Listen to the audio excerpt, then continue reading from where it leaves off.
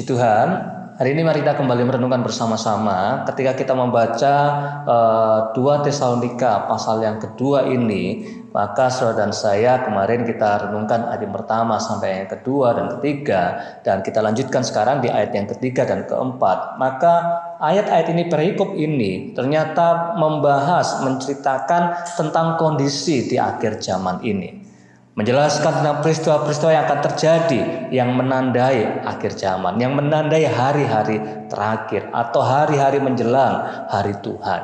Nah, mari kita renungkan, baca bersama-sama sehingga saudara dan saya melihat tanda-tanda ini, dan kita tahu persis sekali lagi bahwa waktu dan saatnya hanya Tuhan yang tahu. Tapi Allah memberikan sebuah gambaran, ciri-ciri atau tanda-tanda melalui surat Paulus ini. 2 Tesalonika pasal yang kedua ayat 3 sampai 4 berkata begini.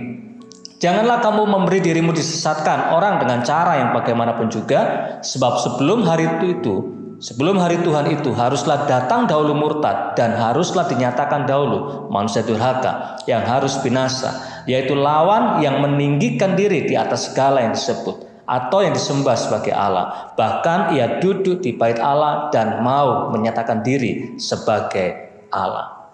Saudaraku, peristiwa-peristiwa tentang akhir zaman ini, Paulus menjelaskan kepada orang-orang Tesalonika peristiwa apa, tanda-tanda apa yang menandai menjelang akhir zaman ini.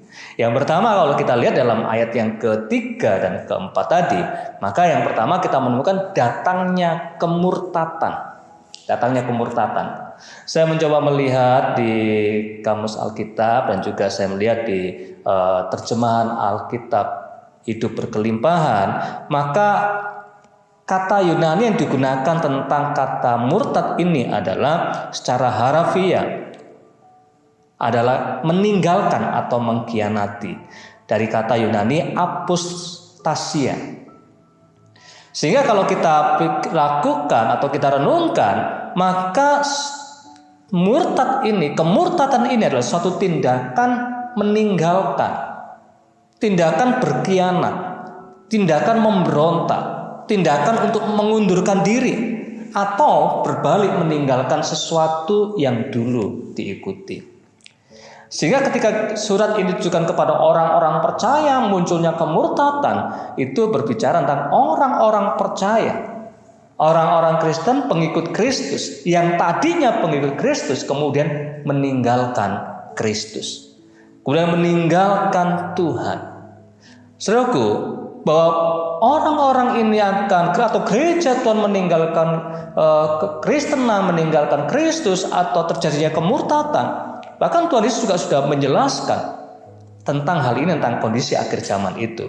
Dalam Matius 24 ayat yang kelima, Tuhan Yesus berkata, sebab banyak orang akan datang dengan memakai namaku dan berkata, akulah Mesias, dan mereka akan menyesatkan banyak orang. Kemudian ayat yang ke-10 dikatakan, dan banyak orang akan murtad, dan mereka akan saling menyerahkan dan saling membenci. Kemudian di ayat yang ke-11 juga dikatakan, dan banyak nabi palsu akan muncul dan menyesatkan banyak orang. Dan karena makin bertambahnya kedurhakaan, maka kasih kebanyakan orang akan menjadi dingin. Saudaraku dikasih Tuhan, kemurtatan ini sudah diingatkan oleh Tuhan Yesus Kristus bahwa akan terjadi di hari-hari akan datang, di hari-hari akhir zaman ini. Bahkan Paulus juga menyampaikan kepada Timotius dalam 1 Timotius 4 ayat yang pertama dikatakan, tetapi Roh dengan tegas mengatakan bahwa di waktu-waktu kemudian ada orang yang akan murtad lalu mengikuti roh-roh penyesat, ya, dan ajaran setan-setan. Kemudian dalam 2 Timotius 4 ayat 3 sampai 4 juga dikatakan, karena akan datang waktunya orang tidak dapat lagi menerima ajaran sehat, tetapi mereka akan mengumpulkan guru-guru menurut kehendaknya untuk memuaskan keinginan telinganya. Mereka akan memalingkan telinganya dari kebenaran dan membukanya bagi dongeng. Saudaraku, orang-orang yang murtad ini adalah mereka menolak kebenaran Kristus. menolak kebenaran firman Tuhan. Dan orang-orang ini adalah orang-orang yang berpusat pada keinginan daging. Berpusat hanya kesenangannya sendiri. Bahkan kalau perlu mencari orang-orang yang bisa berbicara, yang bisa berkhotbah, yang bisa mengajar sesuai dengan keinginannya. Mereka meninggalkan hidup di dalam kekudusan semaunya. Nah, saudaraku, dan pada akhirnya maka orang-orang atau kemurtatan ini adalah meninggalkan Kristus. Dan puncaknya adalah saat melawan Allah sendiri. Nah, saudaraku dikasih Tuhan, menghadapi hal ini saudaraku, bahwa hal-hal ini memang akan terjadi, maka sebagai orang percaya, mari sungguh-sungguh kembali kepada Alkitab kita dengan sungguh, dan jangan mudah disesatkan oleh hal apapun juga.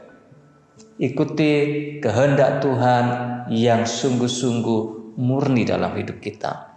Tuhan Yesus berkata dalam Yohanes 7 ayat 17, barang siapa mau melakukan kehendaknya, ia akan tahu, entah ajaranku ini berasal dari Allah, entah aku berkata-kata dari diriku sendiri. Ketika saudara dan saya bergantung penuh kepada Tuhan, rindu sungguh-sungguh melakukan kehendak Tuhan, saya percaya Roh Kudus di dalam diri saudara dan saya akan menuntun kita untuk mengerti mana yang benar, mana yang tidak. Bukankah Roh Allah tinggal dalam diri kita?